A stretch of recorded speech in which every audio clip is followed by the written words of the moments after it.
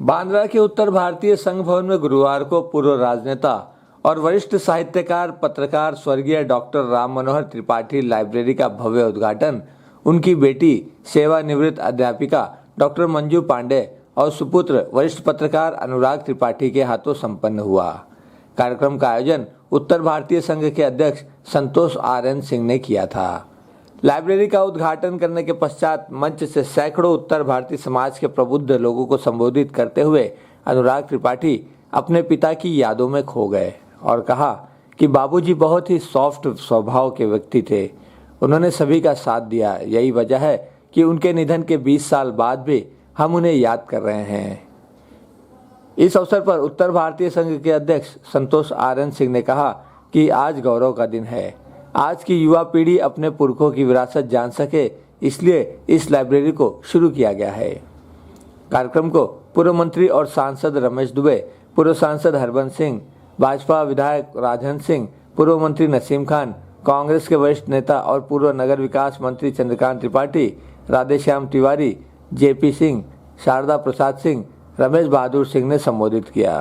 संतोष सिंह जी को मैं बहुत भाई बहुत अच्छा काम कर रहे हैं। बहुत दिनों बाद ऐसा लगा कि पूरे समाज के लिए संघ की तरफ से बहुत ही रचनात्मक काम उसके लिए बताया। सामाजिक कार्य यही मकसद है। ये जो काम कर रहे हैं इससे बढ़िया कोई और आम लोगों की भलाई के लिए काम हो रहा है। तिवारी के बाद हृदय से आनंद आया मुझे कि पूरे समाज के लिए इस नौजवान ने काम करना शुरू किया और पूरे दिली कमिटमेंट के साथ काम कर रहे हैं। इसके लिए मेरी शुभकामनाएं। लाइब्रेरी देखिए, हमने 15 साल पहले बना दिया था, भैया ने उद्घाटन किया था, ठीक है, नई मुंबई हमारे कॉलेज में।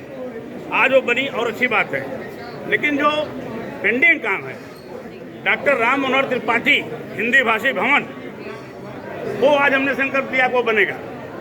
और सरकार पैसा दे नहीं दे, समाज हमारा बहुत सक्षम है, हम लोग उसको बनाएंगे राम त्रिपाठी जी के नाम से। और किसी भी हालत में 6 महीने के अंदर उसका काम शुरू होगा। ये संकल्प लेके जा रहे हैं 6 महीने में। वैसा तो व्यक्तित्व ही नहीं है हमारे समाज में आज, जल्दी होगा भी नहीं। कोई पुरुष होते हैं वो कुछ बातें छोड़ जाते हैं जो सब नहीं कर सकते। तो इतना सिंपल आदमी होना, लाल बहादुर शास्त्री की तुलना उनसे मैं कर सकता हूँ। एक बार मैं गया दिवाली की मिठाई लेके, पहले मैं भैया के यहाँ जाता था, भैया के यहाँ से निकला तो फोन किया 9 बजे रात को कि मैं भी दिवाली मिलने आ सकता हूँ क्या 9 बजे। तो मैं गया तो और लेट हो गया, 10 बज गया। तो सुजनी गाँव में होती है, सुजनी जो फटी साड़ियों से बनाई जाती है, एक तरफ उनका नौकर पकड़ा था और एक तरफ त्रिपाठी जी पकड़े थे और हमको देख के बोलते हैं कि देखो ठाकुर मैं कितना उत्तर भारतीय हूँ। एक मिनिस्टर 3 बार और सुजनी बिछा के जमीन पे सो रहा है। उनके लिए बेड नहीं था, जमीन पे सोते थे क्योंकि एक ही रूम था, उसमें उनके परिवार रहता था।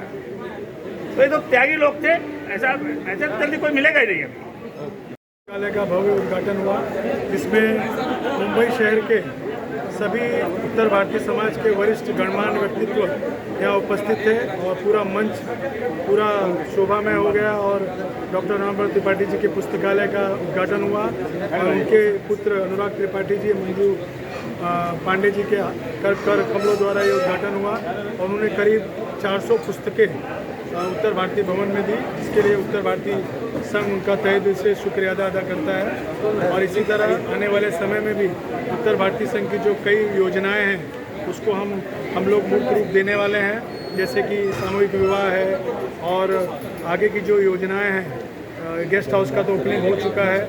ऐसे साल भर का जो हमारा कार्यक्रम है वो तय हो चुका है और आने वाले समय में हम उस कार्यक्रम को जल्दी ही आप लोगों के बीच उस कार्यक्रम को लेकर आएंगे, जिससे जो सामान्य व्यक्तित्व हैं उनको सभी का उत्तर भारतीय संघ का लाभ मिलेगा। उत्तर भारतीय संघ की यही योजना है कि जन जन सामान्य तक उत्तर भारतीय संघ की योजनाएं जाएं, जिसमें आम व्यक्ति को इसका लाभ मिला। ऐसी हम लोगों की योजना रहती है और इसके लिए समाज के सहयोग की आवश्यकता है। और आपने देखा होगा कि उत्तर भारतीय संघ के कार्यों को देखते हुए आज दानदाता रोहित मिश्रा जी ने 2.5 लाख का दान दिया, 15,000 के ऐसे हज़ारों की संख्या में लोग उत्तर भारतीय संघ के ट्रस्टी बन रहे हैं, सामान्य सदस्य बन रहे हैं और लाखों की संख्या में लोग सदस्यता ग्रहण कर रहे हैं, जिससे उत्तर भारतीय संघ का जो अधूरा कार्य है वो कार्य पूरा होगा।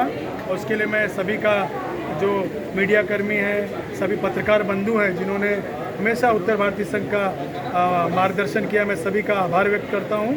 और आने वाले समय उत्तर भारतीय संघ के लिए स्वर्णिम समय है। स्वर्गीय आर.एन. सिंह जी ने जो सपना देखा है वो सपना हम सब मिलकर पूरा करने का भरपूर प्रयास करेंगे। डॉक्टर राम मनोहर त्रिपाठी जी और उत्तर भारतीय संघ का बहुत अटूट रिश्ता रहा है। जब अध्यक्ष जी ने अध्यक्षता की बागडोर संभाली थी, तब से डॉक्टर राम मनोहर त्रिपाठी जी ने हमेशा उनको सहयोग दिया। और इस उत्तर भारतीय भवन में जो आज ज़मीन आप देख रहे हैं, ज़मीन को दिलाने में भी बाबूजी का बहुत बड़ा योगदान रहा, जिसको हम लोग भुलाया नहीं जा सकता। और हम लोगों ने सोचा कि आज उनके नाम से कुछ ऐसा कार्य किया जाए जो जन जन तक जिसका फ़ायदा मिले। और आप सबको पता है कि राजनेता के साथ साथ वो वरिष्ठ साहित्यकार थे, जिन्होंने कई पुस्तकें उन्होंने लिखी थी। ऐसी करीब 400 पुस्तकें इस लाइब्रेरी में रखी गई हैं, जिससे जो युवा पीढ़ी को इसका लाभ मिलेगा और डॉक्टर राम मनोहर त्रिपाठी जी का व्यक्तित्व जन जन तक पहुँचेगा, ऐसी हम कामना करते हैं। ये देखिए, आजकल की नई पीढ़ी जो है वो आजकल आप देखेंगे सोशल मीडिया और मोबाइल में ज़्यादा लगा रहता है, पढ़ने के लिए नहीं मिलेगा। लेकिन हम प्रोत्साहित करेंगे कि यंग बच्चों को इधर आएँ, पढ़ें और पुराने लोगों के बारे में जानें कि कैसे कैसे हमारा समाज संघर्ष करके ऊपर आया हुआ है।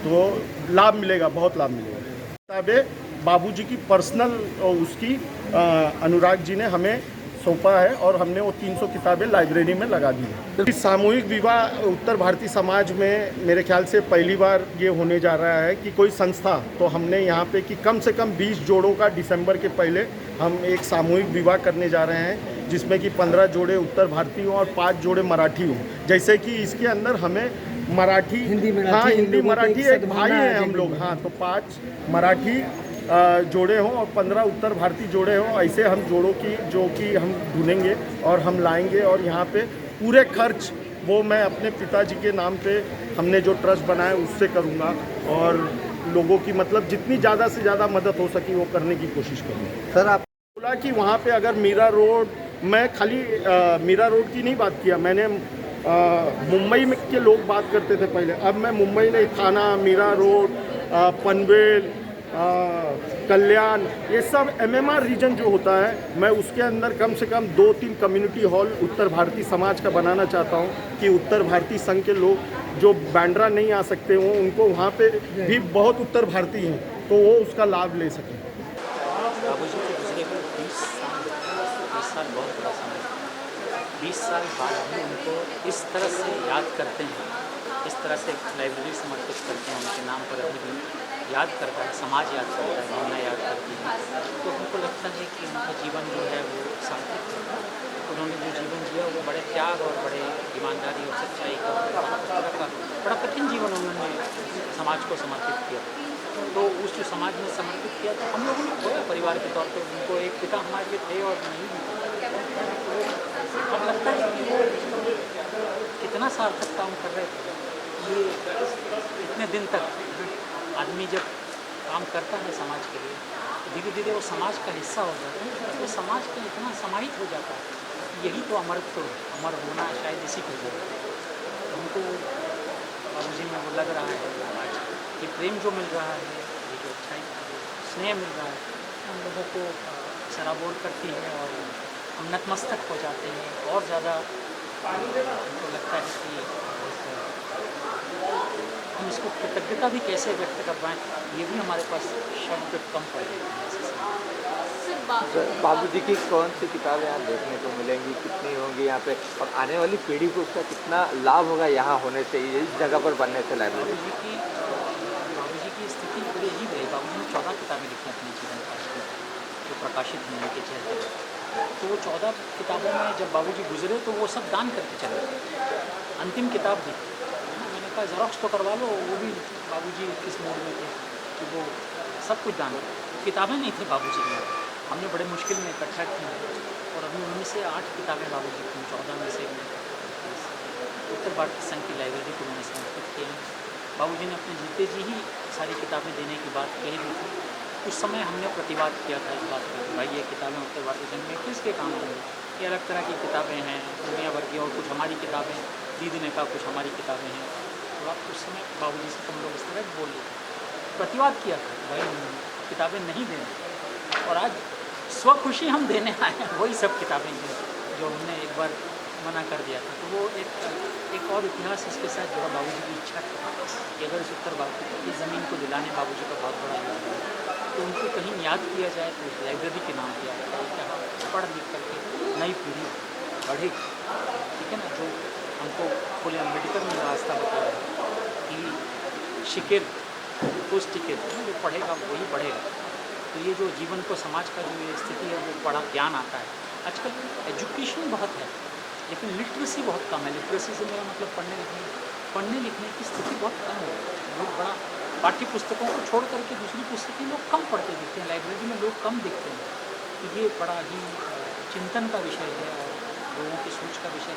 ऐसी लाइब्रेरी बने कि जहाँ लोग बैठ कर के पढ़ सकें, पढ़ने का एक तरह का आदत बने, पुस्तकें बिके, साहित्यकार टिके, वो साहित्यकारों का समर्थन भी होता है, पुस्तकें बिकती हैं तो साहित्य टिकता है, तो संस्कृति टिकती है, तो संस्कृति पे कहीं ना कहीं हो जाता है। ये सारी चीज़ों को देखते हुए ये ऐसे सारे प्रयासों को हम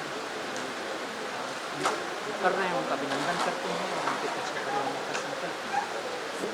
बहुत छोटा था तो मैं शिकायत करता था। एक बड़े अजीब बात, मेरा इंटरव्यू छपा है बाकायदा नवभारत टाइम्स में।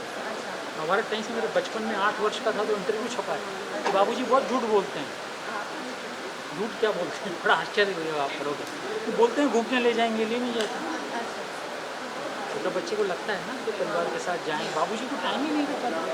स्थिति ऐसा, और कभी 1-2 बार जुहू बीच गए भी हैं, महालक्ष्मी मंदिर भी गए हैं 2 बार, तो एक जमावड़ा अलग चल रहा है साथ में। परिवार वाला जो फैमिली वाला जो लाइफ है मिस करते हैं, तो वो तो एक शिकायत एक कालखंड की थी। लेकिन फिर तो हमने बाद में तो बहुत सारी चीज़ें सीख ली उससे। आप बहुत सारी मज़ेदार बातें हैं फिर तुम्हें बताऊँगा। अभी कुछ रचनाएँ हैं जो आज यही हैं कि इसमें मुझे पंक्तियाँ जो बहुत बार याद आती हैं बाबूजी की, बाबूजी की अमर पंक्ति है वो साहित्य का हिस्सा है। लेकिन दूसरी जो पंक्ति है कि इतनी ज़्यादा ना परीक्षा लो मेरी, जो क्षमा मांगनी पड़े खुद से। ये पंक्ति बंद है बीच में। जिसकी मरने पे कीमत होनी है, जिसकी मरने पे कीमत होनी है, फिर उसके लिए क्या जल्दी क्या देरी, इतनी ज़्यादा ना परीक्षा होनी। ऐसा मरने के बाद कीमत हो रही है ना, वैसा हम सब देखते रहेंगे। वो पंक्तियाँ कितनी सार्थक है, कही गई पंक्तियाँ ऐसी कई पंक्तियाँ हैं, इस तरह की पंक्तियाँ आज कोट भी है। कैमरामैन इकबाल शेख के साथ संध्या श्रीवास्तव, ग्लोबल चक्र न्यूज़, मुंबई।